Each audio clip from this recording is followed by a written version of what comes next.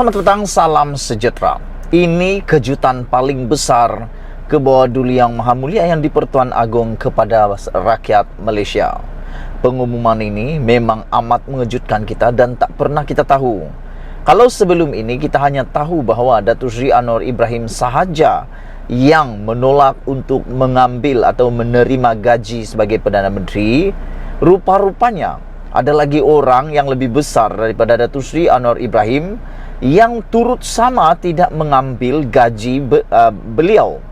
Ini pasti akan mengejutkan kamu. Kamu mungkin menyangka sipulan. Tapi rupa-rupanya orang yang lebih dahulu tidak mengambil gaji sebelum Datuk Seri Anwar Ibrahim adalah siapa lagi kalau bukan ke bawah Duli Yang Maha Mulia yang di-Pertuan Agong. Daulat Tuanku, Daulat Tuanku.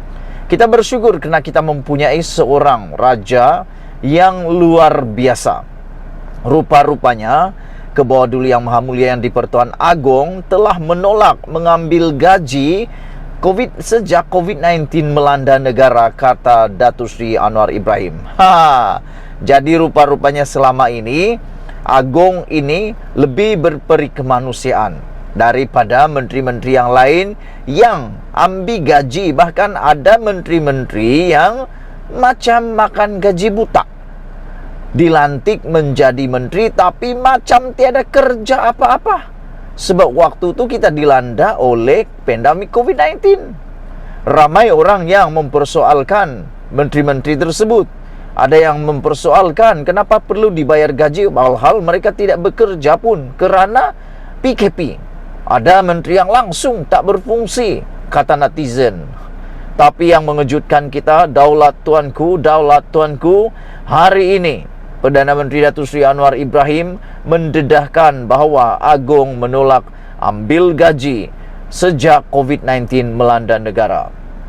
Yang di-Pertuan Agong Al-Sultan Abdullah Riayatuddin Al-Mustafa Billah Shah telah lebih awal tidak mengambil gaji, iaitu sejak COVID-19 melanda negara kerana seri paduka cakna dengan keadaan ekonomi yang menekan kehidupan rakyat, kata Perdana Menteri Datuk Seri Anwar Ibrahim. Jadi saya fikir ini sesuatu yang memalukan buat menteri-menteri yang makan gaji buta. Yang kerja tak tahulah, tiada hasil kerja mereka pun. Kalau kamu setuju dengan apa yang saya cakap, boleh kamu tinggalkan komen dalam ruangan komen ini. Dan mohon juga kiranya anda tekan butang subscribe untuk mendapatkan isu-isu terkini daripada channel saya ini. Saudara-saudara, sepatutnya menteri-menteri yang menerima gaji, yang makan gaji waktu PKP, waktu COVID-19 melanda negara, harus berasa malu. Malu dengan siapa? Malu dengan ketua negara kita ni, iaitu Datuk Seri, iaitu ke bawah Duli Yang Maha Mulia yang di-Pertuan Agong. Bayangkan, Agong sendiri tak mahu ambil gaji kerana cakna dengan penderitaan rakyat. Tapi menteri-menteri waktu itu, wah, punyalah ramai. Saudara-saudara yang saya hormati sekalian, kata Anwar Ibrahim, saya nak maklumkan bahawa Tuanku Agong telah menolak gaji sejak COVID-19 lebih awal daripada saya, kata Datuk Seri Anwar Ibrahim. Baginda tidak menerima sebarang gaji oleh kerajaan sejak COVID-19. Saya ingat eloklah kita beri penjelasan ini, katanya pada sidang media selepas mempengerusikan mesyuarat kabinet di Putrajaya hari ini. Anwar sebelum ini menetapkan pendirian untuk tidak menerima gaji bagi jawatan Perdana Menteri sebagai langkah memulihkan keyakinan rakyat terutama terhadap kerajaan perpaduan pimpinannya. Anwar dilantik sebagai Perdana Menteri Malaysia yang ke-10 pada 24 November yang lalu. Jemaah menteri turut bersetuju untuk melaksanakan pemotongan gaji masing-masing sebanyak 20% setiap bulan atas semangat keprihatinan terhadap permasalahan yang dihadapi rakyat ketika ini. Sementara itu, Anwar menyatakan keyakinan pemimpin parti politik kerajaan perpaduan akan menyokong usul undi percaya terhadapnya pada persidangan Parlimen 19 Disember ini. Ketua Parti Pakatan Harapan, Barisan Nasional, Gabungan Parti Sarawak, Gabungan Rakyat Sarawak, Warisan dan beberapa parti lain telah memberikan komitmen tinggi kepada Datuk Seri Anwar Ibrahim. Kata Datuk Seri Anwar Ibrahim, insya-Allah kita dapat teruskan dengan baik. Minta doakan sebaiknya, katanya ketika ditanya sama ada beliau yakin akan memperoleh sokongan 2/3 ahli Dewan Rakyat ketika usul undi percaya itu dibentangkan pada persidangan Parlimen itu pada Isnin ini. Usul undi percaya terhadap kepimpinan Anwar akan menjadi antara agenda utama pada mesyuarat pertama penggal pertama Parlimen ke-15 yang dijadual berlangsung selama 2 hari bermula 19 Disember ini. Berdasarkan notis mesyuarat pertama yang dikeluarkan oleh Setiausaha Dewan Rakyat, Dr. Nizam Maidin Bacha Maidin untuk edaran kepada ahli-ahli Parlimen, usul itu adalah yang ke-8 di bawah aturan urusan mesyuarat.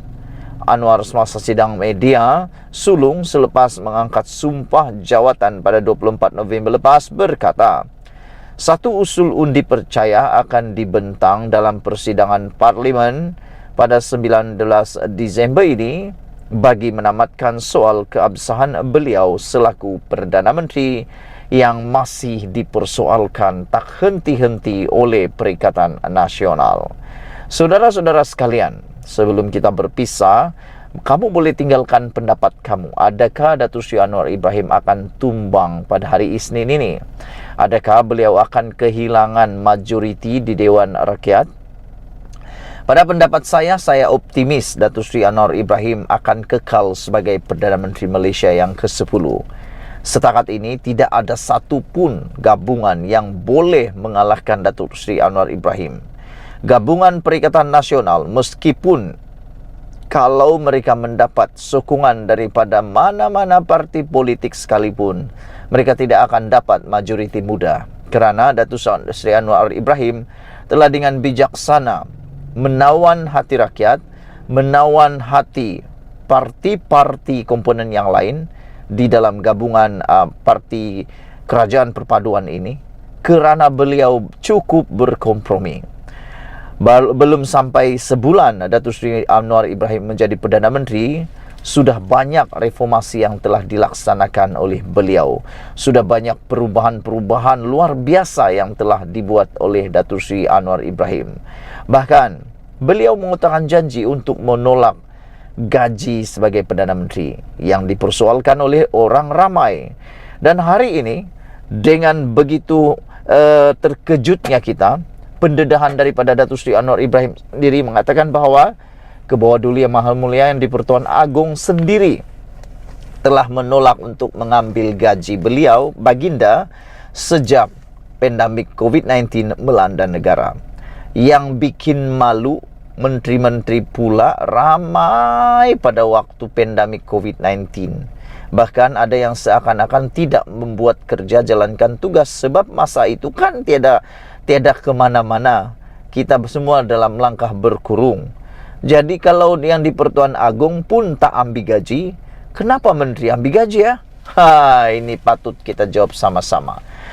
Sekian dulu untuk kali ini. Jangan lupa tinggalkan komen kamu, tekan butang subscribe. Malaysia kita punya, kita jaga sama-sama cintai Malaysiaku. Bye-bye.